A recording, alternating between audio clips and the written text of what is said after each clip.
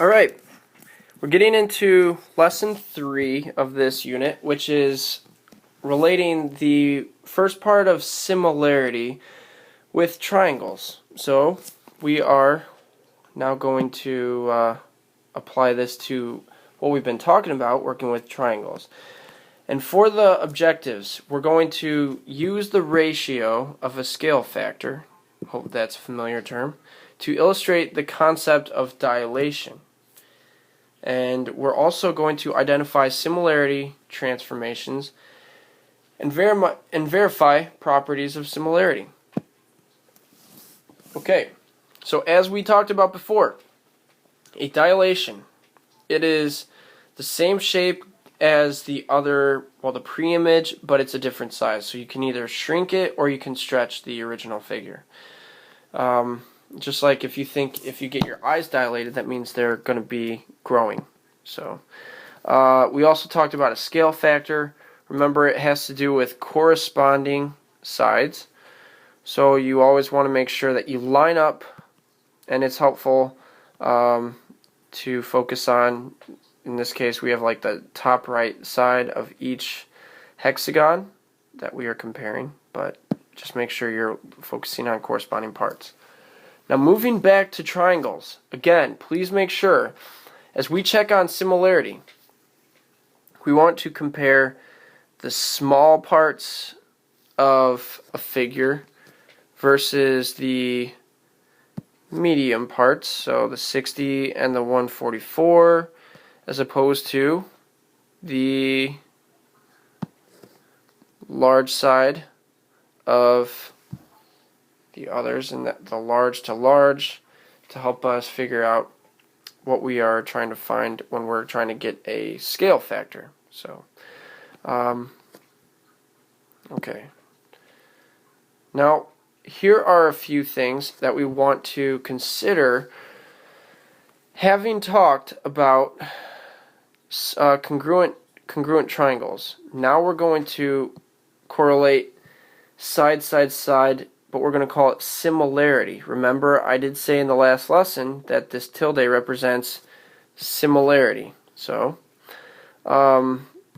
if we can prove that three sides of a triangle are proportional, are proportional to three corresponding sides of another triangle, then the triangles are similar. That is our side similarity. The other reasoning we're going to use is if the measure of two sides of a triangle are proportional, so measure of two sides are proportional with two corresponding sides, and included angles are congruent. Okay, so because we're talking about different kinds of shapes, we can have three of the same size. But if we're talking about, let's say, we're not using these because we're not talking about congruent sides, we're talking about similar. Now, if you want to try and mark a couple just to help you, yeah, I get a little bit, that's on the verge, because I don't want you to mark them. That represents for us that they're congruent. But if in some way you want, I don't know if there's something you want to try and do, maybe make a circle or two circles or something, whatever, it's up to you. But the idea is we're focusing on two sides and an included angle. Angles are going to be congruent. They don't change sizes when you're comparing similar shapes. Now for this last one, angle similarity. This is a little theorem. If you have, let's just say, if you were to have two angles which are congruent in corresponding triangles, then that means, it might actually help if I draw that third. So these are congruent angles. Before, I was saying that you had to have three sides, you couldn't just use angles. But because we're talking about similarity, if you know that we have angle 1 in each triangle, angle 2 in each triangle. That means angle 3 in both of these has to be the same as well. Making any triangle that you think of, there would be similarity between them because all three angles are corresponding. It doesn't matter what the size of the segments are. It just matters that the angles are congruent. So that would be angle similarity. Please make sure we refer back to these. That's how we're going to prove similarity in triangles. Okay. Now, this is taking a while.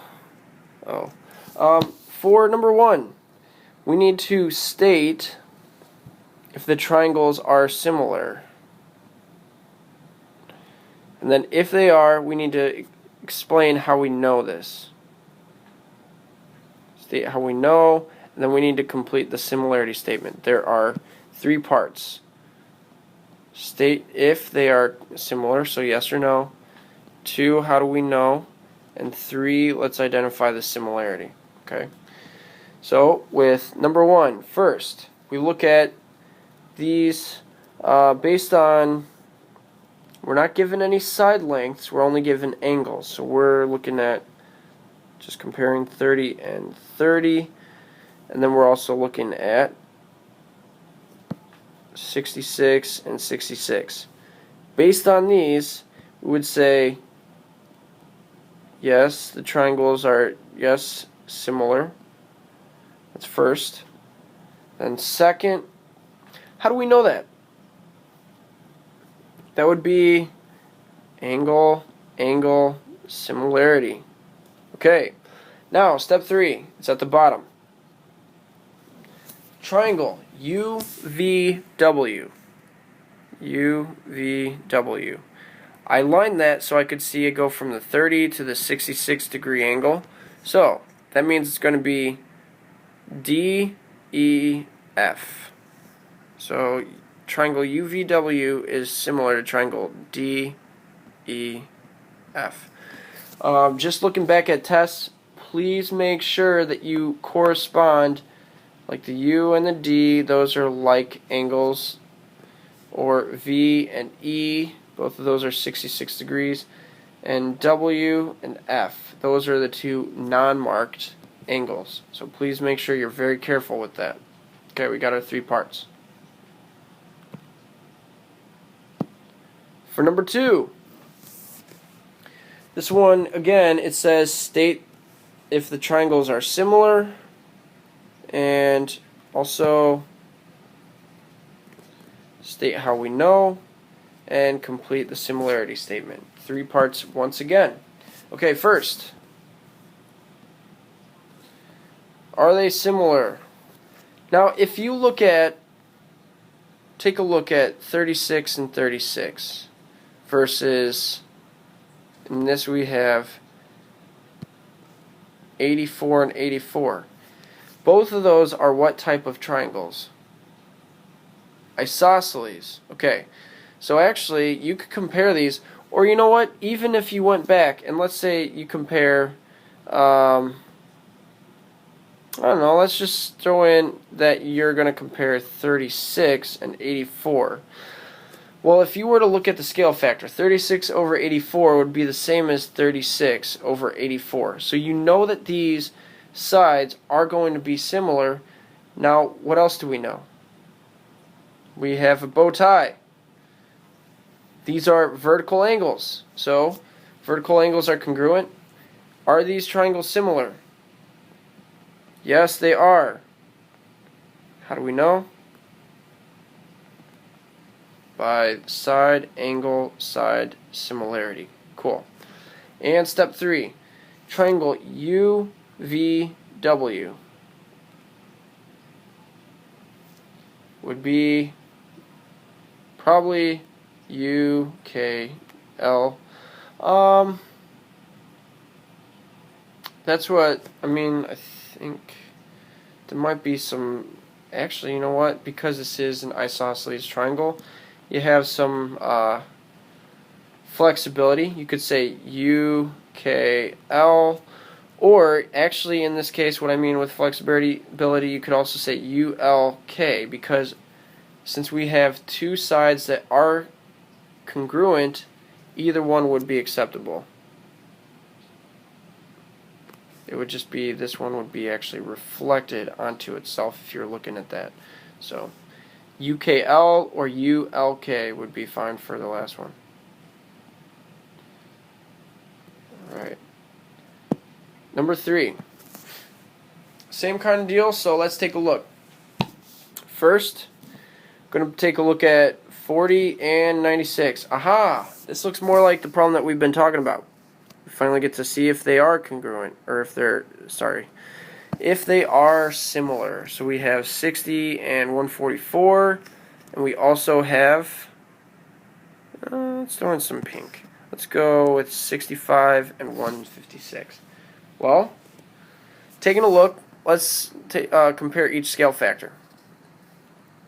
We do have to do that if we're checking. So 40 divided by 96.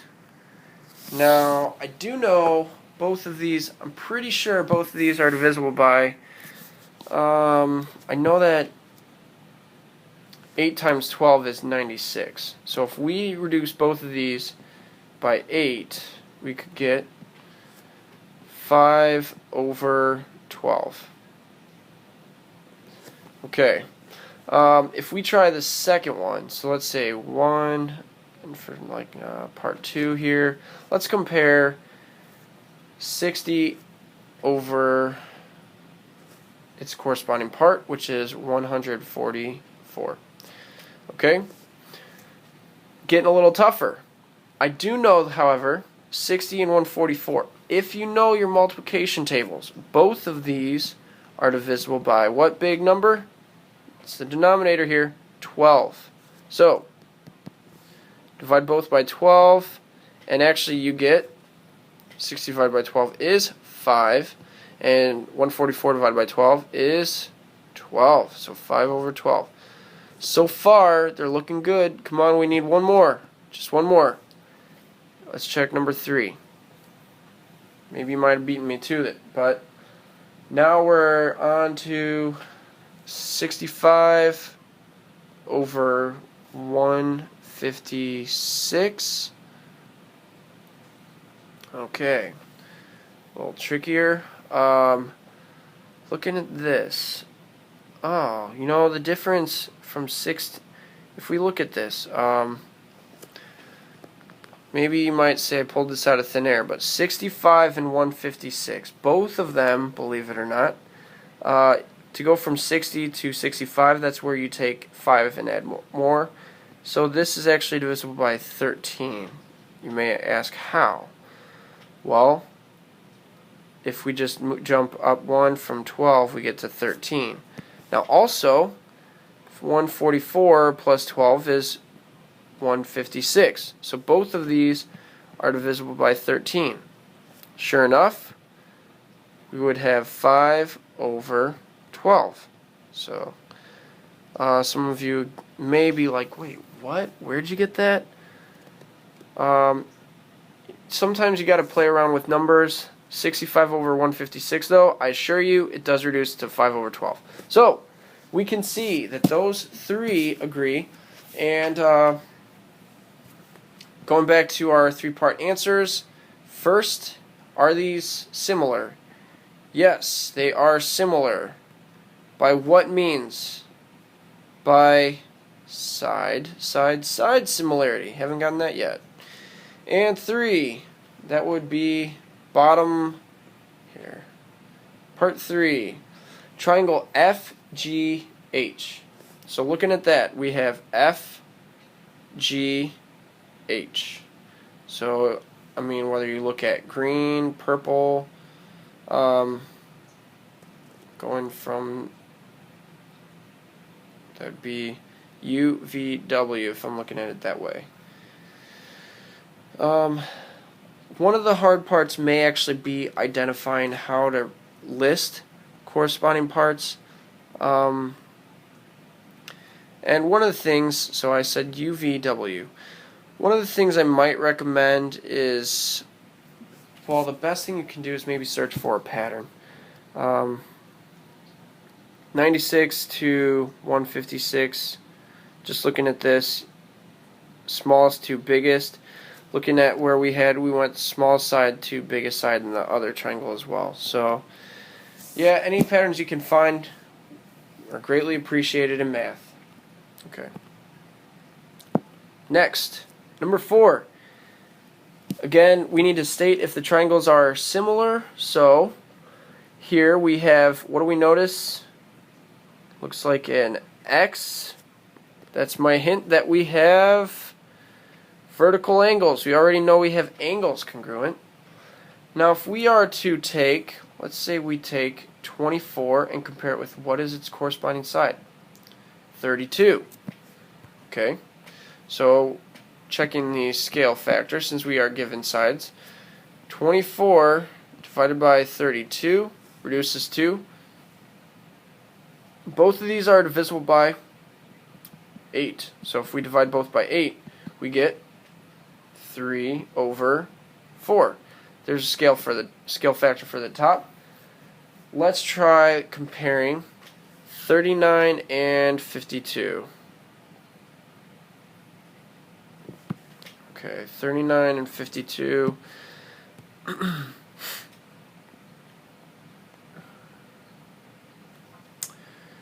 Now, it does help to know your multiples, but 39, if there's any number that 39 and 52 are both divisible by, it would be, I was checking to see if 52 is divisible by 3, but it's not. So the only other number that both of these are divisible by is 13. Tricky there, but it's true. Okay, 39 divided by 13, that is 3. 52 divided by 13. For any card players out there, you know there are four suits in cards. So anyway, 3 over 4. Those two are scale factors that agree. So going to the answer. Are they congruent? Or sorry, are they similar? Yes, they are similar. By what means they are similar by? Now here's where we have to take a look. This was side, angle, side, if you will. So that's what we would say. Side, angle, side, similarity. Now, if you want to, I don't want to take anything away from you. If you want to mark the side lengths in 2 of these, so at least you recognize side, angle, side. If you need to do that, that's quite alright. I mean, it at least helps us to identify what method of justifying we're using. Now, back to step 3. Triangle PQR. PQR. So, looking at how that corresponds, I would say PMN. Triangle PMN. And those are similar. Another one bites the dust. Alright. New problem here. So, looking at this says find the missing length, but guess what? The triangles are similar. Wahoo! That way, we can actually figure out how to set up what we did before. We're going to identify the scale factor. So first, and you know what, if you want to, since these numbers are a little smaller, we can go straight to it. It doesn't say identify the scale factor, but we still need to figure out corresponding sides. So I'm looking at this 24. We can't compare the question mark yet, but I will represent that by X, just so we are on the same page. Okay, so when we set up our proportion, I'm gonna use X. But all right, with the 24, if you see, that's the long side, so we're going to use 12 for the other long side. And comparing these, we have, I do want to get you in the habit. Let's say the scale factor is 12 over 24, which reduces to, both of them have 12 in them, so 1 over 2. Okay, now setting up our proportion, we could say the small one is on the right, the large is on the left. So 10, setting up our proportion, 10 over x is equal to 1 over 2. Okay, so when we cross multiply, 1 times x is just x equals 10 times 2 is 20. So the missing length was 20. And that is a length. If you want, since we know that that's side HG, you could say segment HG equals 20, and you could say units.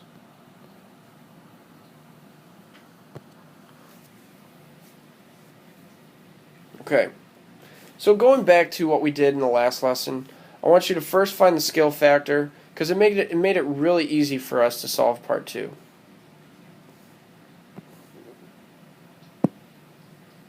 Okay, number 6.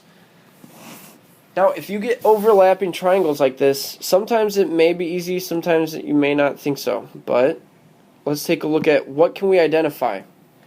We need to find this question mark part right here. So we're going to have to compare 36 and question mark at some point. Now, in the meantime, let's compare two that we know.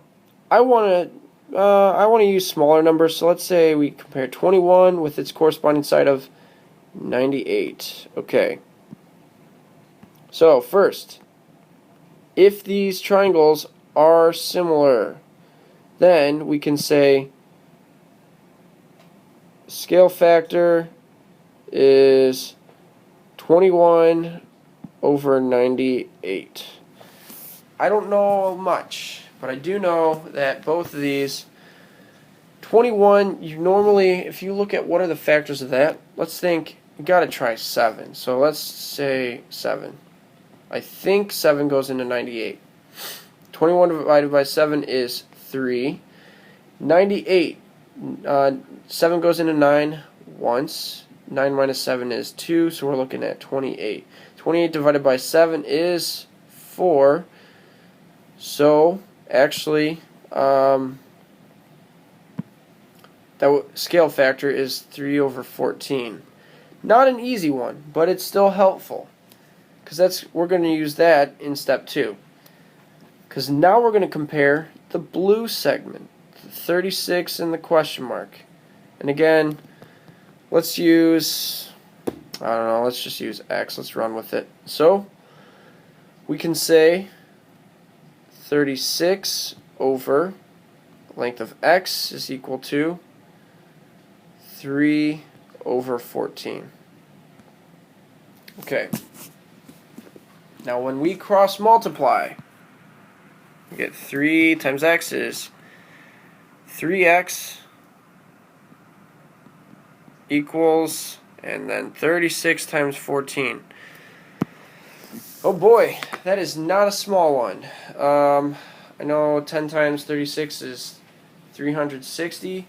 If I were to take 4 times 36, 72 and 72, I think that's 144.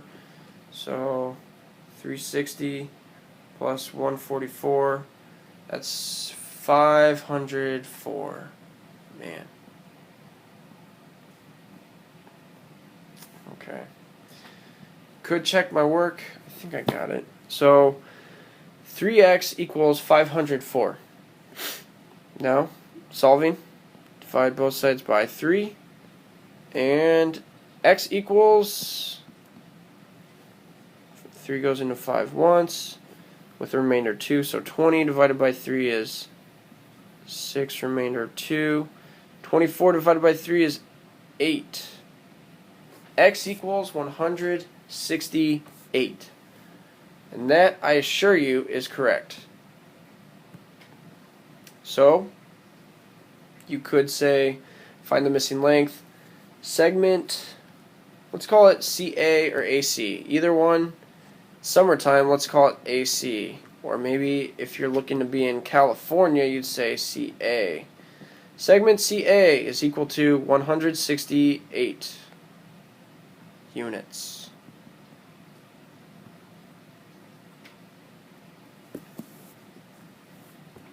I wonder how big the state of California is span-wise. I guarantee it's bigger than 168 miles. Okay. Number 7. Find the missing length. And again, it says that the triangles are similar. So here we're going to be using a little piece of information. Now this could be a little tough. If you want to let's see.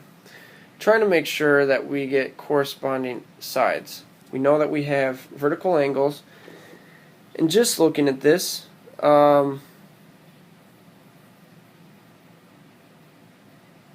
know that as far as 60 and 9, you could try 60 over 9 equals x over 10. You might also try 60 and 10. That probably would work. It looks like this figure, if you rotate a little bit, you could get that to fall nicely so that R corresponds with E. Now if that's the case, that means that the sides are going to be a little bit backwards. So side DR corresponds with side DE. Now if we're going to check the scale factor, again I'm saying that 60 and 10, those are going to correspond. And we'll call this small and large. The scale factor is 10 over 60, which reduces nicely to 1 over 6. Cancel out those zeros. Okay, we got a scale factor there. So, if we were to take 1 over 6 and compare that, let's say we take 1 over 6 and set that equal to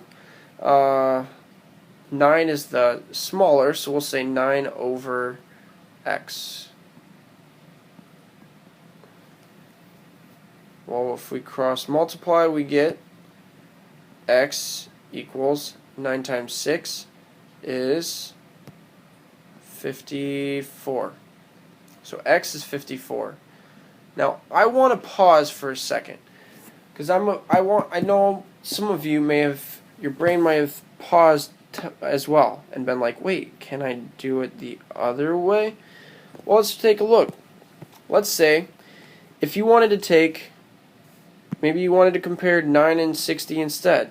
If you didn't like 9 and question mark and you wanted instead of 10 and 60, let's try 9 and 60. Well, if you come up with the scale factor of 9 over 60, both of those are divisible by 3 in this case. So you may get a different scale factor, but 9 over 60 divided by 3 is 3 over 20. Now just trying something out. Again, if we call this side x, then we would say small to large. If I'm going to put these together, let's say we put 3 over 10, small to large, will be 10 over x. Now if we do multiply these, let's see how this goes. 3 times x is 3x, and 10 times 10 is 100. So if we divide both by 3, I know that 100 does not divide evenly by 3, so you're going to have, what, 33 and 1/3. So we don't get the same answer. There, it's going to be kind of, you want to be careful. So how can we identify? This one, it's going to be kind of tough. The best thing I'd say, though, it seems like this side is a little bit longer than side DR. So if I look at the top section, I'd say segment DF looks a little bit more stretched than DE. So I know we may come into struggles with this, but keep working, keep your questions coming, and just work hard, help your classmates. Okay, let's see, how many more do we have? I think we have 1, 2, 3, 4. Okay. Well, I'll keep working with you. So, for number 8, we are going to find the missing length, and the triangles are similar. So, looking at this, I would say 32 is similar to 52. Again, because you can think about it kind of swinging around, coming up, so that 13 now would map with 52. So, if we look at the scale factor for that, 13 over 52, if you recall, 13 and 52 are both divisible by 13. So actually, that would give us a scale factor of 1 over 4. For the next part, if we have question mark, let's call that x. So we have 1 over 4. That is equal to x over 56. Now, if we want to solve, go ahead. 4 times x is 4x equals 1 times 56. If we solve, x equals 14.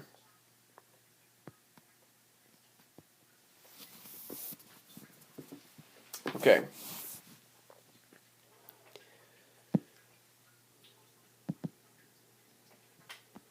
Here.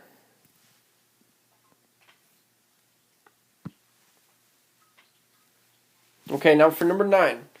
And I know that this is kind of a long lesson. Bear with me if you guys need to take a break, that's fine. But we're going to continue. For number 9, now we're solving for x, and the triangles still, they're similar. If we're looking at these two sides, you can see we have side 6 and, or let's say 6 and 6x minus 6. Those correspond, as well as the 70 and 10. So let's find our scale factor. We would take 10 over 70, which when we simplify would be 1 over 7. Okay, so step 2, we have 1 over 7, which is equal to 6 over 6x minus 6. Now when we solve and cross multiply, we get 6x minus 6 equals 42.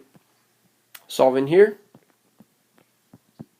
if we add 6 to both sides, 6x equals 48, and we ultimately come out with x equals 8.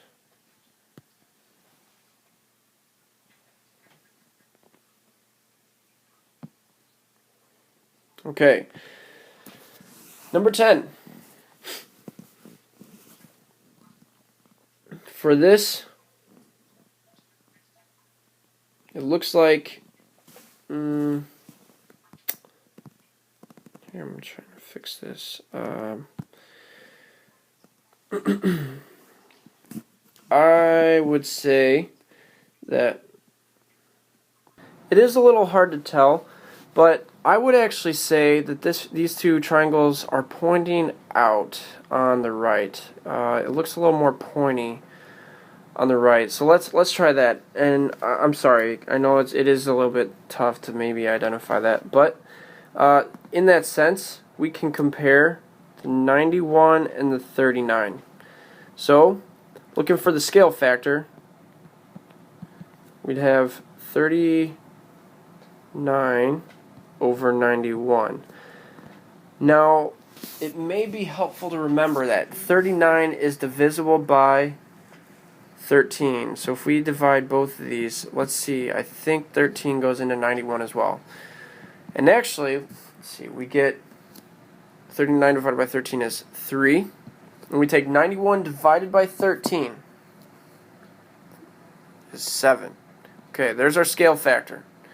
So, we can set this up. Step 2, we could take 3 over 7 and set that equal to 36 over 10x minus 6.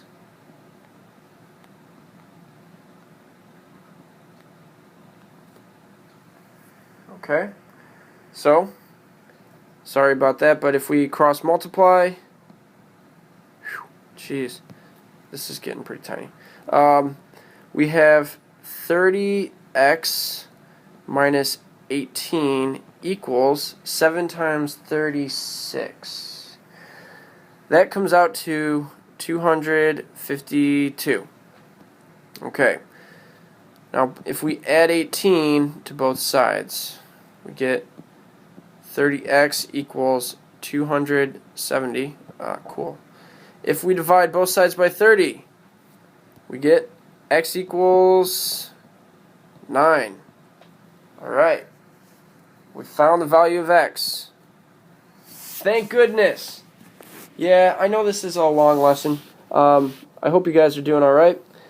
Just keep being cheerful and keep working hard. Let's see. I think we're almost done. How many do we have? 12. And that's okay. Just 2 more. Let's get through those and we'll be done. Alright.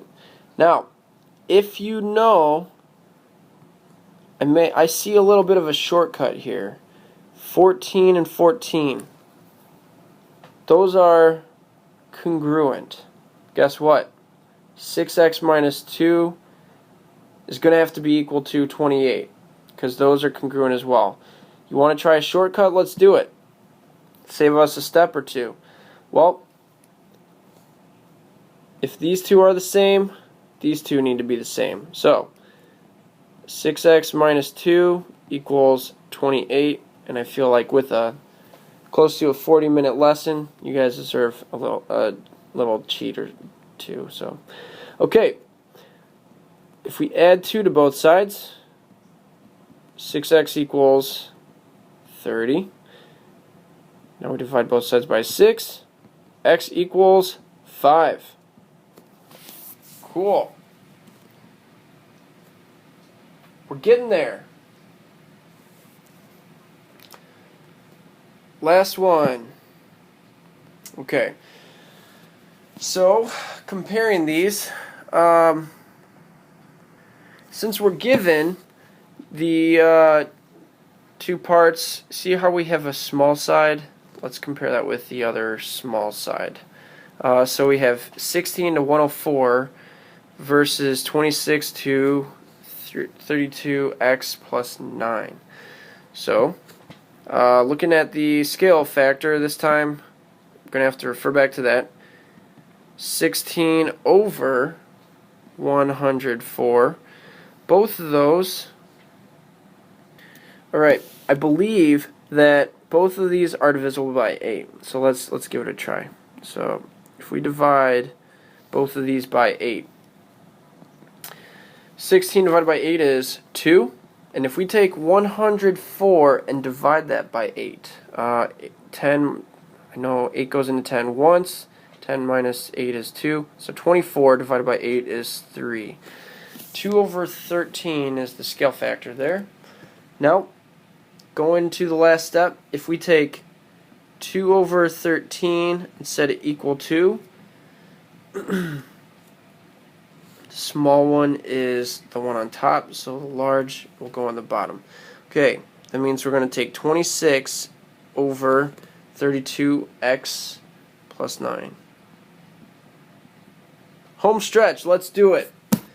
Alright, now, if we cross multiply 2 times 32x plus 9, 2 times 32 is 64x, 2 times 9 is plus 18. If we set that equal to 13 times 26, let's see, I think that's 13 times 13 is 169. Times 2, that would be, losing my mind, but that would be 338 and 338. All right. So, solving here, if we subtract 18 from both sides, we're getting to the end. 64x equals 320. That looks like a good number with 64. Divide those by 64, and guess what? X equals 5.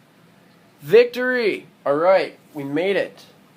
Well, thank you for being patient and following along. Good luck. And, yeah, I'm sorry I'm not there to help out, but I'm rooting for you guys, and I'll see you soon.